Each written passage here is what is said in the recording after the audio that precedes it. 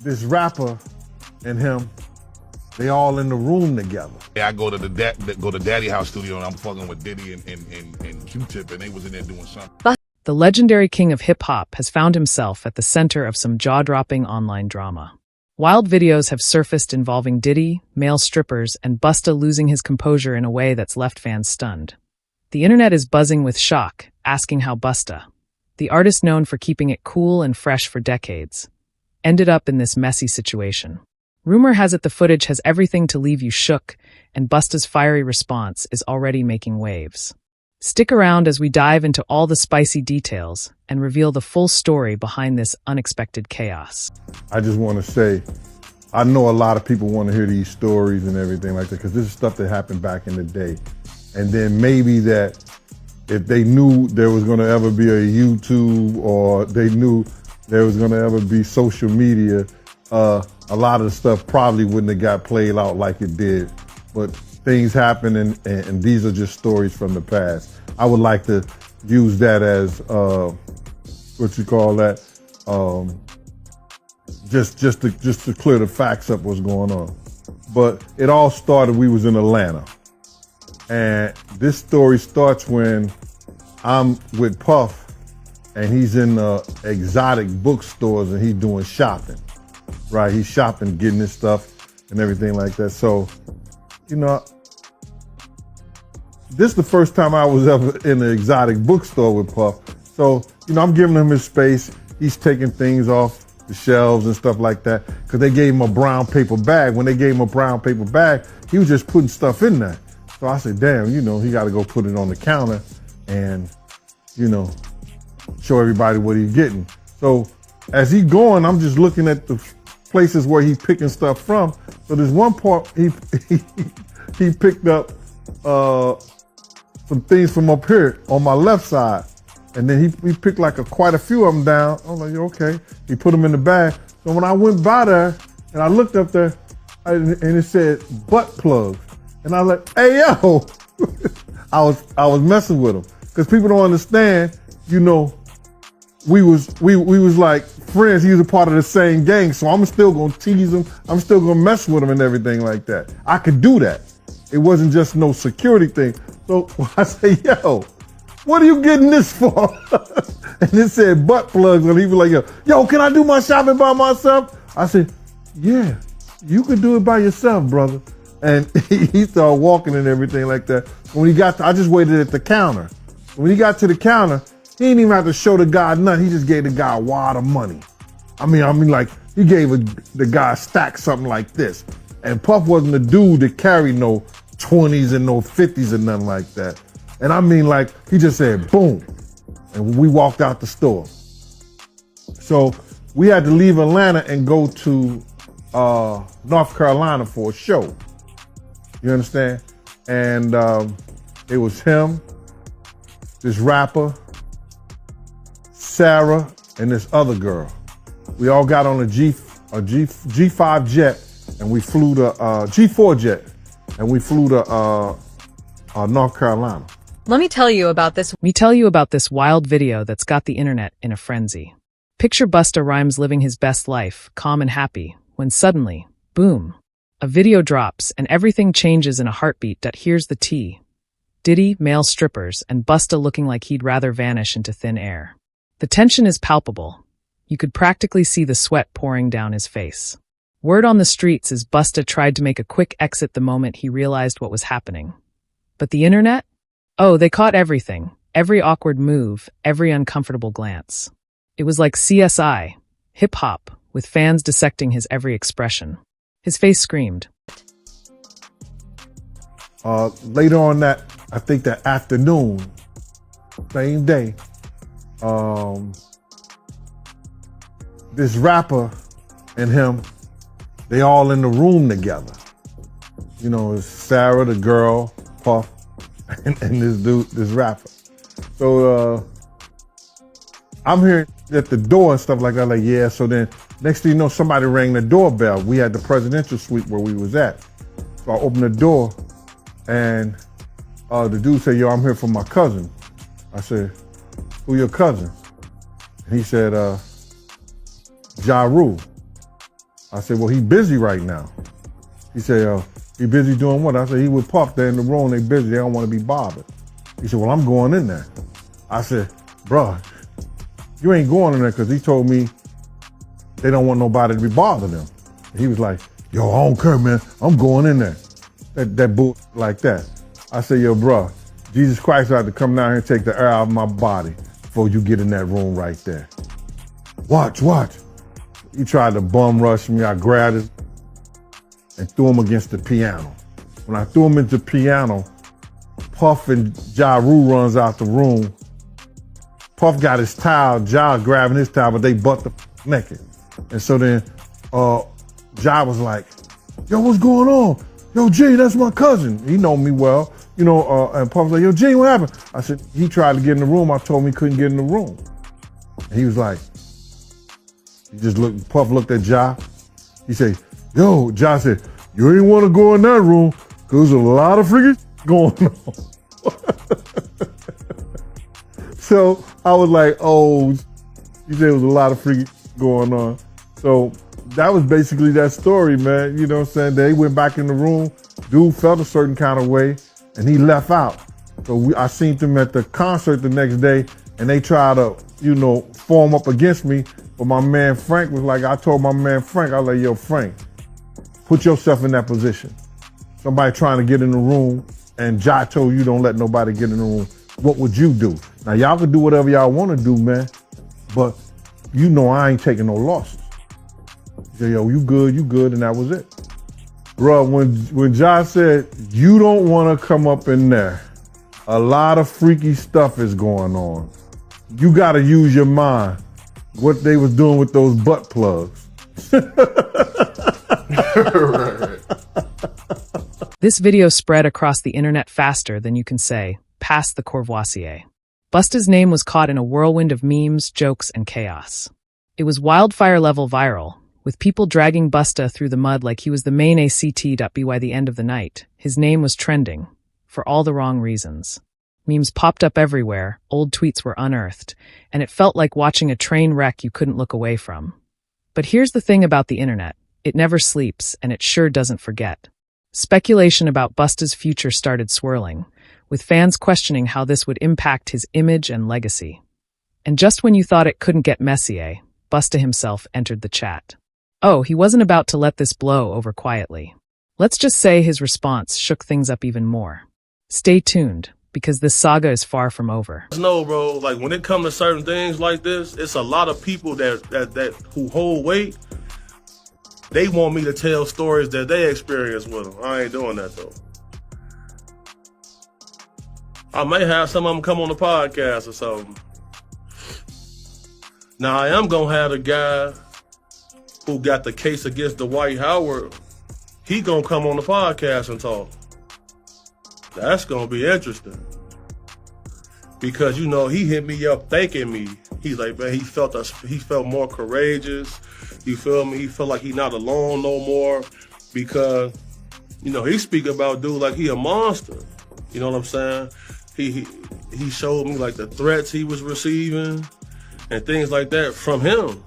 So like, I'm getting a lot of support though, bro. Like the support I've been receiving, it really changed my whole life.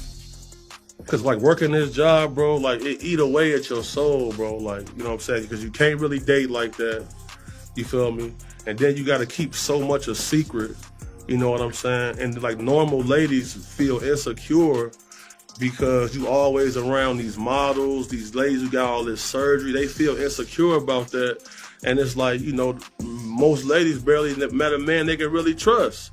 So like, when you live in this lifestyle, bro, it's a lonely path, bro. You feel me? That's why I be so thankful for my family, like my mom, my brother, my homie Unknown, dude got like my brothers, you feel me? Like my members.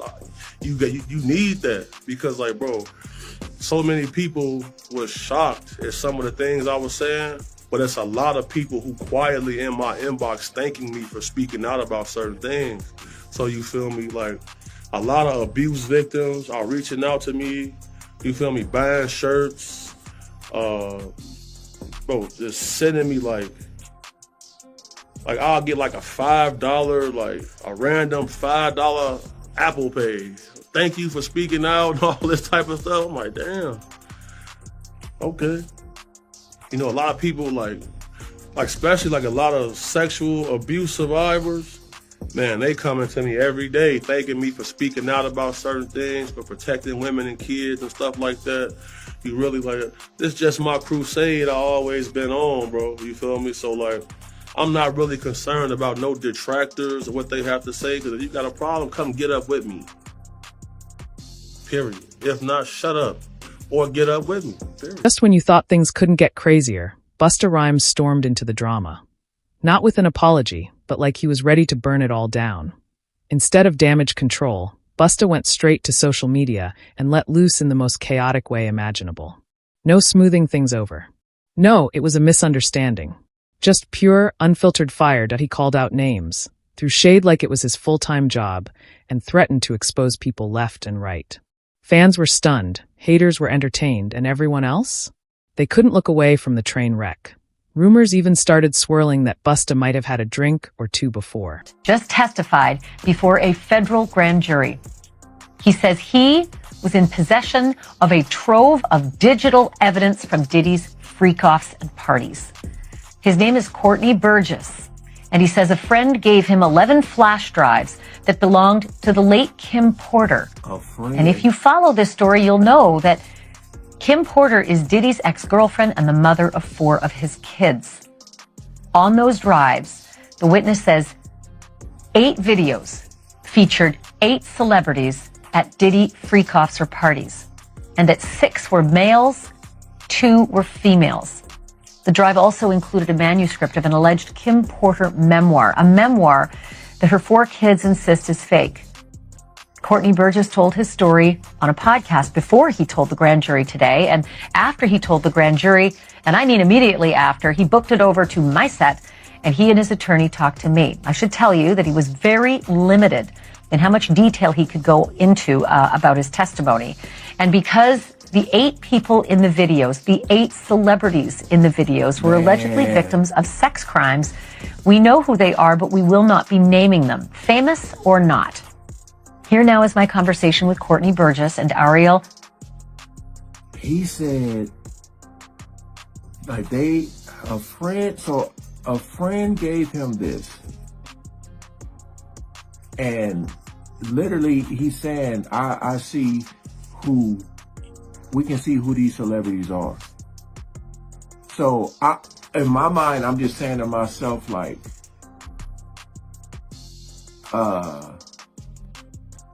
this wouldn't be part of the trial. I'm just kind of confused on,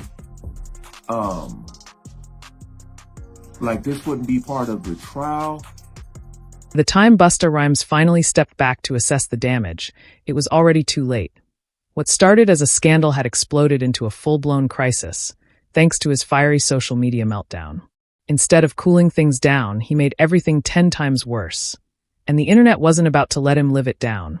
Memes flooded timelines, jokes flew left and right, and Busta's name was trending for all the wrong reasons. It was like a car crash in slow motion, impossible to look away. Personally, see this coming? And if so, how long ago? Right, so me personally, I definitely seen it coming. Like 2013 was when I really first started speaking out about this, because he was booked to host an event in Chicago at a nightclub called The Vibe on 1534 North Kingsbury. I was head of security at this venue. And whenever celebrities would come through, the owner and the general manager, shout out PJ Khan and shout out Joey Vartanian, they would send me with celebrities after the club. So I ended up at one of his events, and a gentleman I used to work for, his name is David Arrington. He used to not work for, work with. He was a security like me, big, strong, intimidating dude. Come to find out, he was double dipping. He told me he was getting hired as a sex worker, and when I got to the event, he was there. And as a bodyguard or? No, he was there as a performer. Right, so that gentleman's incarcerated right now. He ended up killing his boyfriend, stealing his car, all type of stuff. So he crashed out. So that's how I ended up even knowing about this type of stuff. So, and when I got to the party, you know, all the waitresses was topless. They had like... You're the second person to say that. Yeah, that's okay. Yeah, so everybody, the waitresses was topless. Like they had like dancers in cages, naked. I seen a few people had like lions on leashes and stuff like that. You feel me? And then, you know, once they came out to collect everybody's phones, that's when I said, I'm going to the car, y'all got it. Cause I seen the Diddy guy holding hands with two vampire looking dudes, like they was off Twilight. You feel me?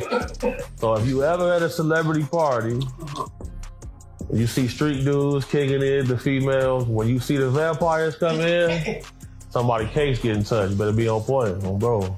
Oh no.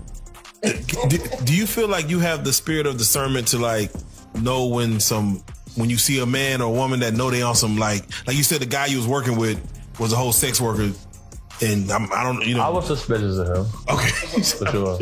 You know, any person who worked private security at a high level, you know, I get this from my mom, the spirit of discernment. That's something she always said, exact words. So salute to you.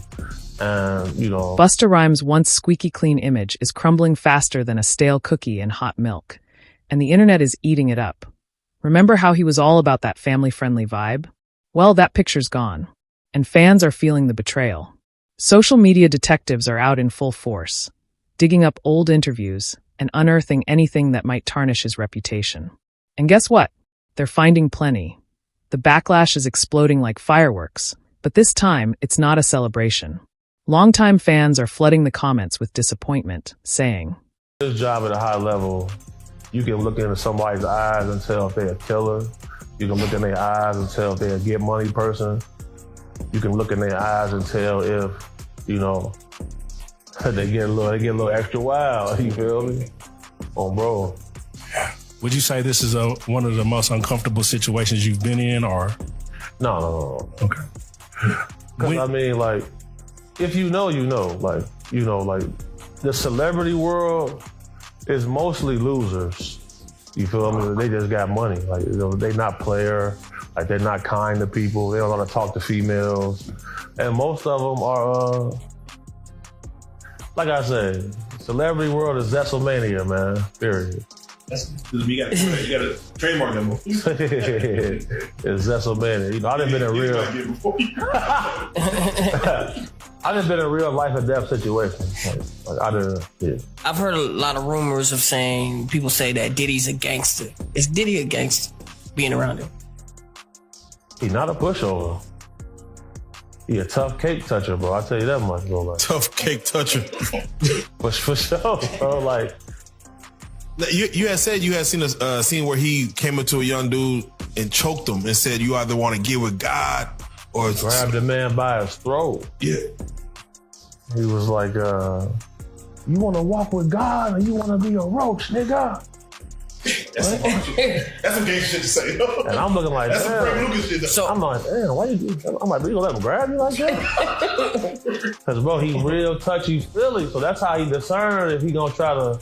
If you let him touch you a little too much, yeah, he gon' he might grab your jaw. So there are 150,000 unaccounted for children that cross the border every year that are unaccounted for. There is a certain level of darkness that comes with levels of high wealth because Rook just asked me right now that I think that he could rape somebody. You know, these are people who are not used to being told no. And like, I know a gentleman who has a yacht, right? The yacht probably costs like $200 million. And there's an entire staff that stays on this yacht. They stay for 6 months, the other staff come for the next 6 months. So if you got enough money, you can buy a person. You can buy their time. So that's the level of what's going on. Now, there's been a lot of alleged they're saying that him with different celebrities in videos exist, both male and female. Do you know that to be true? Oh yeah, for sure. Yeah, I've seen some still of some tapes being shot. Now we live in the world of the deep fake and AI. Is it possible that could be created or crafted and sold? So it's kind of hard to fake CCTV footage, simply because it's time stamped and the pixels in that camera. Any AI footage, the pixels is way higher than a normal camera. For sure. So, you got to take that into consideration. I think I'm gonna Google everyone who has a $200 million yacht. And we're gonna line this. We're gonna get close. It's hundreds of guys who got. Okay. Bro, Yeah. Okay. Rook, didn't you say you wanted a yacht? Yeah. 200 million. 200 million. I'm scared to get money now. Bro, it's getting scary. It's not the money that changes people, because if you a man who get money, you know that this money is a tool. Right. It's not your identity. And I'm sure there are things that you wouldn't do for money. Right. So it's not the money that changes people. Rook always told me money only amplifies who you really are. Yeah, you don't really know who you are until you get some money. Right. Yeah. For sure. Let you have anything in the world that you want. I'm gonna throw you one. Now, Diddy was, he had sued the liquor company. I forget the name. It was a hard name for me to pronounce, but he pretty much won the lawsuit. But it was explained that in these lawsuits there's a morality clause. Do you think that his battle against this liquor company could have been what set this off actually, or was this only inevitable? Well, you gotta look at it.